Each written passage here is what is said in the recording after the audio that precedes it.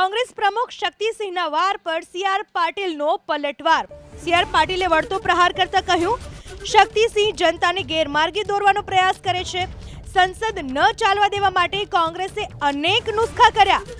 હરિયાણા મહારાષ્ટ્રમાં હાર બાદ કોંગ્રેસ કાર્યકરોને જવાબ પણ નથી આપી શકતી। સત્તાધારી પક્ષ લોકસભા ચાલવા નથી દેતા, સંસદ ચાલવા નથી દેતા, એ પ્રમાણે એમણે આક્ષેપ કર્યો છે। લોકસભા અને રાજ્યસભા એ લાઈવ એનું રિપોર્ટિંગ થતું હોય છે। આ દેશના તમામ લોકો એમણે એને લાઈવ પ્રદર્શન જોયું છે કે કોંગ્રેસે અધ્યક્ષના ડાયસ ઉપર ચડીને પણ જે રીતે વાંદરવેળા કર્યા હતા એ પણ લોકોએ જોયા છે।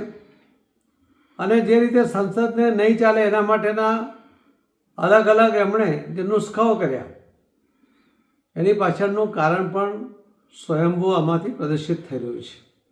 આખા સેશનમાં એક પણ દિવસ પ્રશ્નોત્તરી એમને ચાલવા નથી દીધી। કોંગ્રેસે જ એ અટકાવ્યું છે। એના અનેક પુરાવો, અનેક લાઈવ વિડીયો એ આપણી પાસે મોજૂદ છે।